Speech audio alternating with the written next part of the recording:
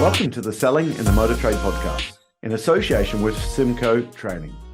This is the weekly podcast where we share best practice, tips and ideas on how to sell more cars, improve your service department, and generally put more profit into your dealership or dealer group.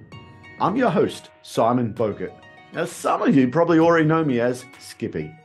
I would start by saying thank you for taking the time to listen to this podcast.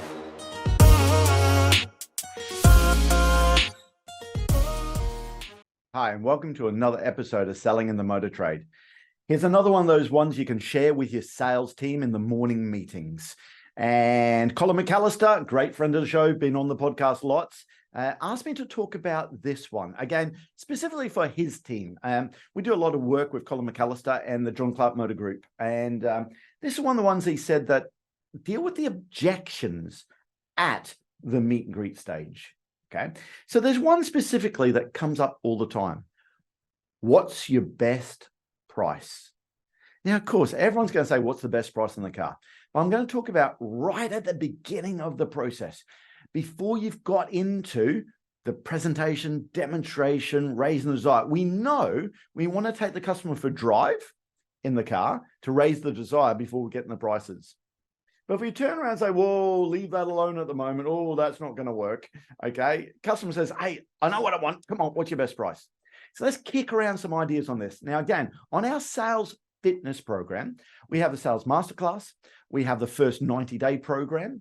Then we got service, selling value-added products, dealing with the email inquiries and the management series. Okay.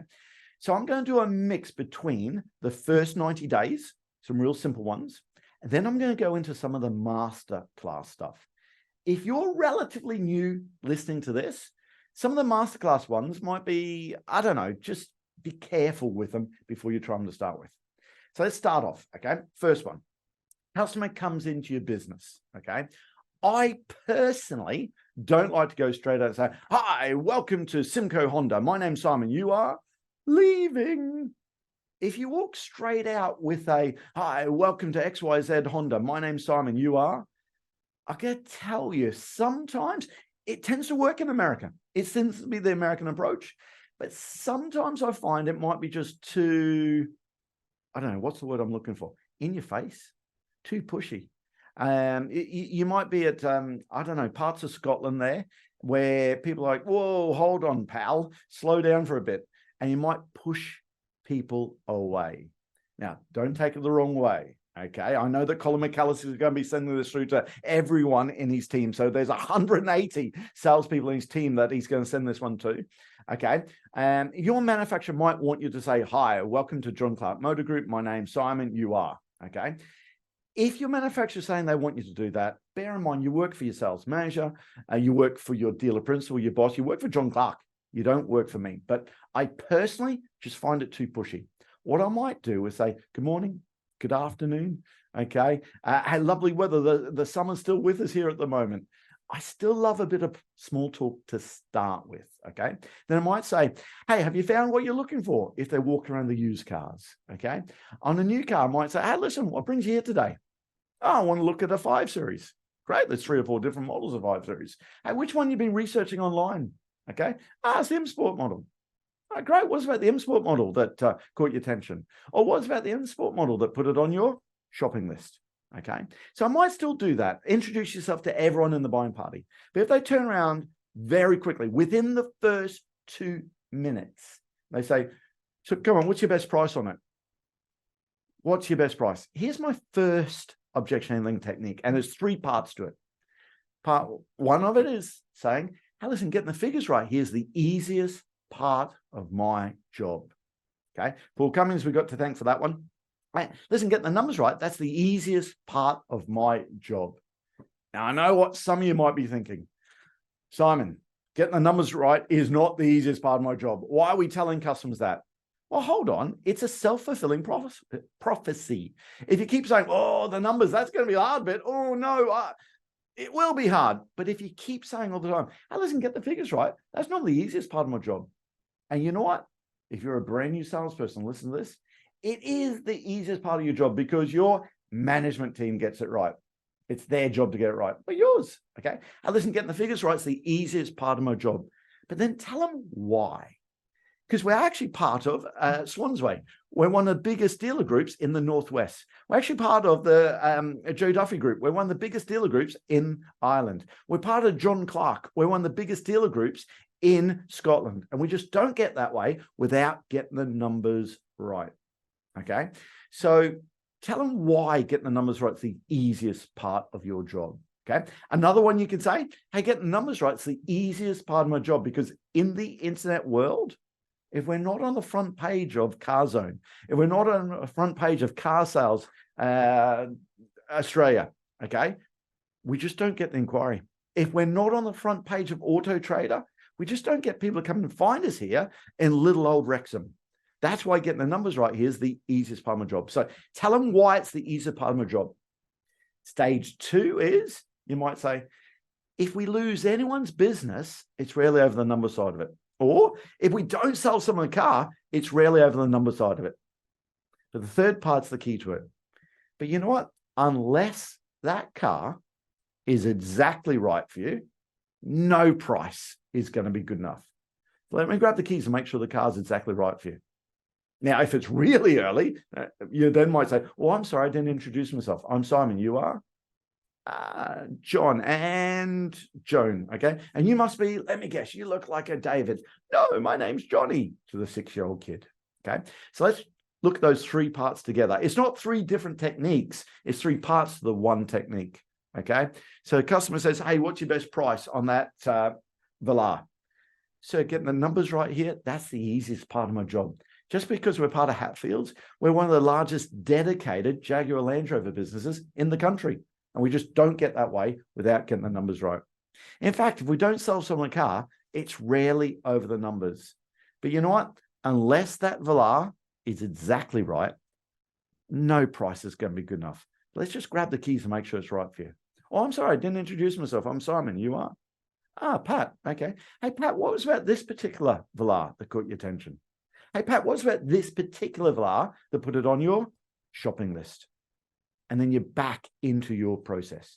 That's the first way that you might want to use to slow it down, okay? Now, if a customer keeps pushing it and they say, no, that car is exactly right. Oh, by the way, that's why I like that first technique, okay? Because a good old 80% of your customers will slow themselves down, okay? However, you'll get some people, 20%, I'm guessing those numbers, obviously, okay, might turn around and just say, no, the car is right, okay, all I want your best price. I'll take either of those, because within the first 2 minutes, you got a customer saying, that car is exactly right, that's exactly what I want. I'll take that, wouldn't you? Okay, but most people slow themselves down, okay? So if you're one of the 20% customers you're dealing with, okay, and they say, no, the car is right, all I want your best price, I might try this one. Now listen, getting the price right, okay, is the easiest part of my job. In fact, if we don't sell someone a car, it's rarely over the numbers of it. But you know what? Unless that Velar is exactly right, no price is going to be good enough. Well, no, the car's exactly what I want. It all just comes to the numbers. Well, the best price is always going to be the amount of money coming out of your pocket. So what you need to do is get the details about the car you're looking to trade in, just so we get the best balance to change and monthly payments. That's the important thing, really, isn't it? So there's what car you're looking to trade in. Now, with that one there, notice I didn't say, do you have a car to trade in? Because the best price customer, they're the ones I'm saying, no, leave that out. All I want is your best price. Okay. So what you got to do is say, listen, start the first bit first. Getting the price right, it's the easiest part of my job. If we don't sell someone cars, really have the best price. But unless that car is exactly right, no price is going to be good enough. When they push you, well, the best price is always going to be the amount of money coming out of your pocket, or the best price is going to be that best balance to change. So what we need to do is have a look at your car so we get the best balance to change and monthly payments. That's the important thing, really, isn't it? Now, if you're listening to this podcast at the moment, where most people do, my head's actually nodding in the yes. Let's get into the yes frame of mind, the yes roll, okay? Oh, and here's a figure for you. I stole this from Automotive Management. In a franchise dealership, Okay. The last stat I seen, it was on a used car conference. 89% of people in a franchise dealership have got a car they're considering trading in. I thought it was quite clever the way that was worded. Okay. 89% of people have a car they're considering trading in. Okay. Doesn't mean they actually trade it in. They might sell it through, I don't know, CarZone, Done Deal, Auto Trader, eBay Motors, whatever. Okay. So I thought that's quite interesting. But if 89% of people have got a car they're looking trading in, well, the best price is always going to be that amount of money coming out of your pocket. So what we need to do is get the details about the car you're looking to trade in, just so we can get the best balance to change and monthly payments. Now, listen, what car are you looking to trade in? Don't ask that customer, do they have a car to trade in? Because they're the ones saying, no, leave it out. You'll go through the whole process. You get to the end of it, and they'll spring the part exchange. They'll spring the trade-in on you. They'll turn around and say something along the lines of, oh, by the way, what would you give me for this? Okay. And then it's a car that's, I don't know, 15 years old, and you have to value it by working out how much fuel's in it. Actually, no, that's not the problem car. The problem car is it's 11 months old. It's on a personal contract hire, and they owe a fortune on it, and you're trying to dig them out of it. Okay. Just assume people are going to trade in, because you know what? The vast majority of people do. Okay. Now, here's a controversial one. Okay. Please be so careful with this. This is not for every customer. This technique here is only in our master class on the sales fitness program, because I really believe you need to read your customer on this technique. And if you're using this technique more than once a month, you're using it far too much. Okay. This is once in a blue moon. It's that customer that's a bit of an arsehole. We've all had them. Okay. The guy that turns out, no, mate, you're not listening. All I want is your best price. Would someone just give me the best price? Okay. They're just being hard work. Now, if you're relatively new, don't take it personal. It's not you. That person's had a tough time trying to buy a car somewhere else. Okay. So often we as salespeople, we take it personally, don't we? But they don't know you yet. They don't know to be upset with you yet. Okay. It's the motor trade or the perception of the motor trade they're upset with. So often they had a tough time trying to buy a car from someone else, okay? But read your customer, okay? And if they are that asshole of a customer, keep pushing it. No, will you just give me the best price? All I want is the best price. Why don't we attempt to slow these people down by speeding them up, okay? Tony Islander, I can thank for this one. Tony Islander will turn around and say, hey, thank goodness for that. Someone wants to buy a car.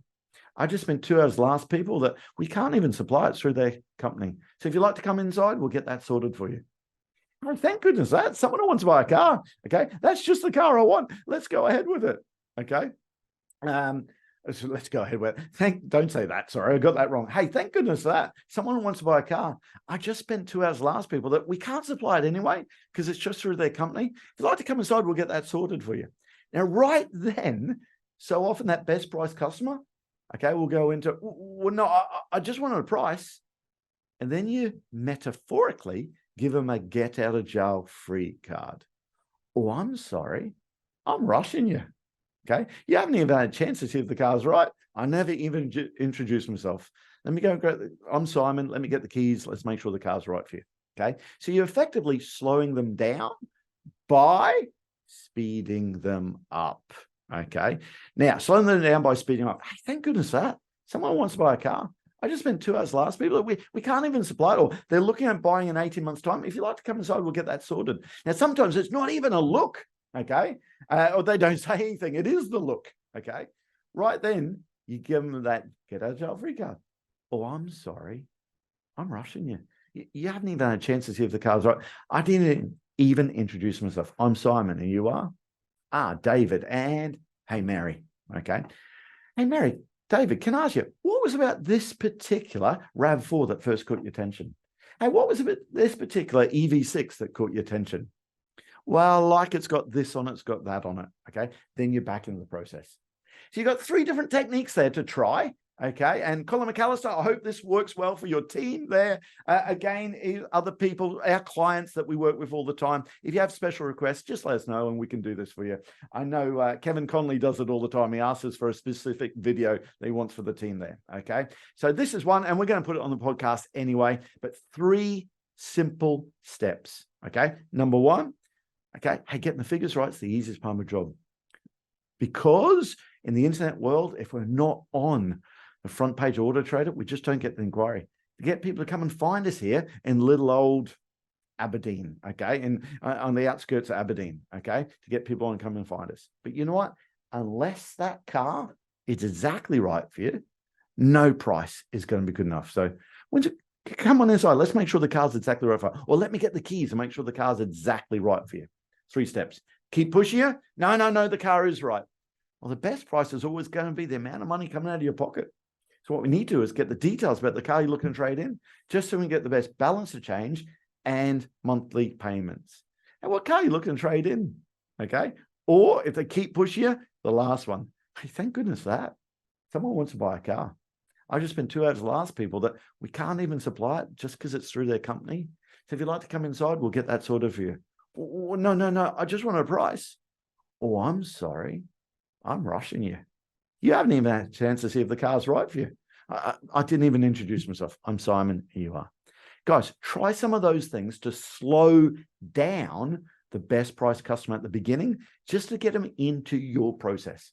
We all know it's going to be so much easier for the customer to like that best price once you raise the desire with a presentation and the demonstration. Anyway, try it. See how you get on with it. There's lots of other ways as well. On our sales fitness program, we talk about that, but we want to keep this short and sweet to the point. And I'll see you next time. That just leaves me to say that all details of this episode and other episodes on the selling in the motor trade can be found on our website, simcotraining.co.uk. Go there to get a copy of our book, Words That Sell Cars. Go there to sign up to a free trial of our Sales Fitness online sales training program. Easiest way to get hold of me is Simon Bowkett through LinkedIn. Thank you.